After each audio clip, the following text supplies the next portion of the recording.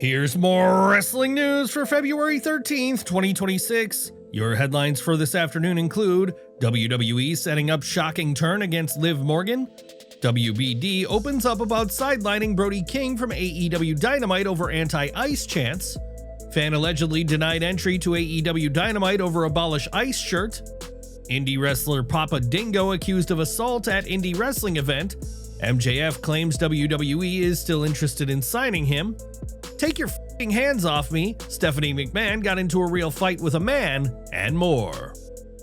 A new rumor making the rounds suggests Dominik Mysterio could potentially turn on Liv Morgan and align himself with Stephanie Vaquer, turning her heel and forming what some are calling the most dominant Spanish duo in company history.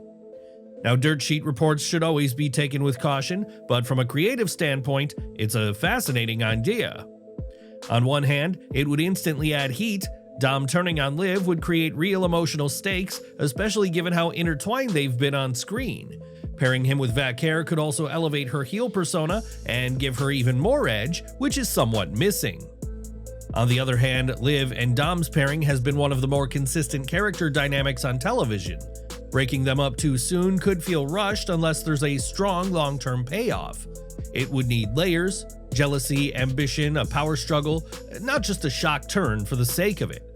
If executed properly, it's a potential creative win.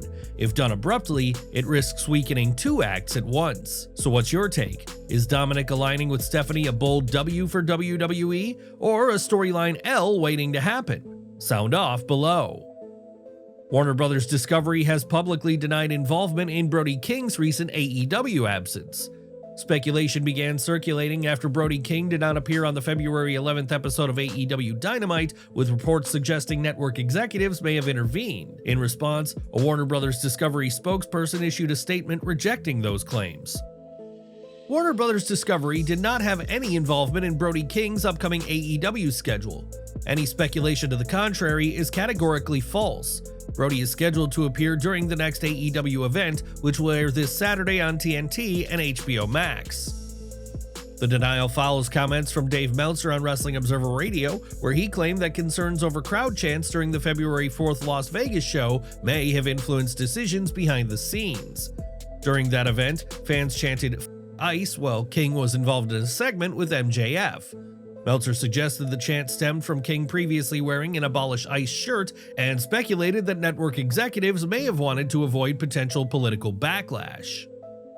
Meltzer further suggested that larger business considerations, including corporate relationships and potential regulatory sensitivity, may have played a role in leadership opting to avoid unnecessary controversy. That said, those observations were framed as theory and have not been independently verified. The conversation expanded online when a fan, Scooty Puff Sr., claimed he was denied entry to the February 11th taping in California for wearing an Abolish ice shirt similar to the one previously linked to King. According to the fan, venue staff referenced concerns about political messaging. As of now, AEW has not issued any public statement addressing the claim. With conflicting narratives circulating, the situation remains fluid. Do you believe the network's denial, or do you think more clarity is still needed? Enjoying the video? A quick like goes a long way in helping us grow and deliver more wrestling news you care about. The professional wrestling industry has faced repeated scrutiny over the years regarding misconduct and abuse, particularly during the Speaking Out movement, when numerous individuals shared allegations involving figures within the business. This week, another account has surfaced online. On February 10th, a Facebook user named Chris Evans published a post describing a traumatic experience he claims occurred nearly a decade ago at an independent wrestling event in Mansfield, Ohio. In the post, Evans detailed an alleged incident involving a performer working under the name Papa Dingo. I haven't been on this page in over 10 years because I've gone through some things. I dig through and found my own password to come on and delete it, but then I decided to tell my story. In 2015, when I was 15, I attended a wrestling show in Mansfield, Ohio with friends when I was one of the wrestlers in the bathroom. It is literally the only name I remember from that night. His name was Papa Dingo. I was in the bathroom washing my hand when he came in and he told me I was a cute little thing. Weird, but I thought he was doing a character. He then reached down and grabbed my private area. My friend laughed and said that I was only 15, to which he replied, "You're never too young to learn."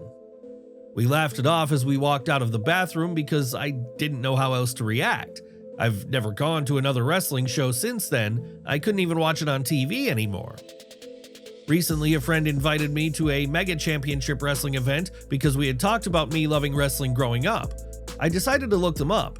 At first, I didn't recognize him, but there he was on their social media doing a different character, but the voice was unmistakable. I finally let my story out, and now I will stay off Facebook for another 10 years probably. Papa Dingo is an independent professional wrestler who has portrayed a jungle-themed character, sometimes billed as the Jungle Assassin from Madagascar. He has competed in regional promotions, including Insane Wrestling Revolution, and has been known for working hardcore-style matches. According to CageMatch.net, the 40-year-old performer is currently working under the gimmick Super Oprah. The allegation shared by Evans has not been independently verified, no legal filings or police reports are referenced in the post, and it's unclear whether any formal complaint was made at the time of the alleged incident. As of this writing, there has been no public response from the individual named in the account or from Mega Championship Wrestling, which was mentioned in the post. Allegations of this nature are serious and warrant careful consideration. Any further clarity would depend on official statements or potential legal developments. MJF has confirmed that WWE's interest in him was real and remains ongoing. Speaking with Chris Van Vliet, the AEW World Champion addressed the widely discussed bidding war of 2024 and acknowledged that WWE made contact during that period. "There was a lot. I had some nice calls with some people who were high up in the chain," MJF said. "They were very interested in me, and they are still very much interested in me, and I understand why." MJF ultimately re-signed with AEW in 2024 after months of public uncertainty surrounding his contract status. However, this marks the first time he's openly confirmed the extent of WWE's pursuit and claimed that interest has not disappeared. "I know I would have been successful if I went over there to WWE," he added. "That's why they're still interested in me." While he is currently under contract with AEW and positioned as one of the company's top stars, the comments reinforce the idea that his long-term future could remain a topic of discussion within the industry. For now, MJF continues to anchor AEW programming as world champion, but with public acknowledgement that communication occurred and that interest remains, the speculation surrounding his eventual career trajectory is unlikely to fade. If the opportunity arises again down the line, would WWE be the right move for MJF, or does his best work still lie within AEW?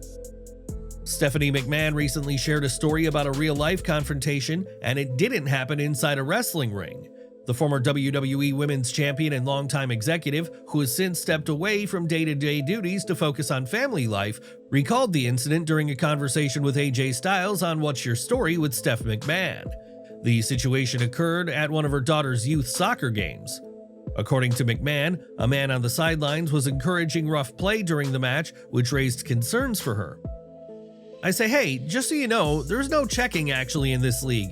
You know, apparently there's no checking in soccer anyway." And he fires up on me, "You don't know what you're talking about." So I go to walk away and he grabs my arm as I go to walk away, and I throw my arm and I said, "Take your f***ing hands off me." And I get in his face. "Asshole," she said.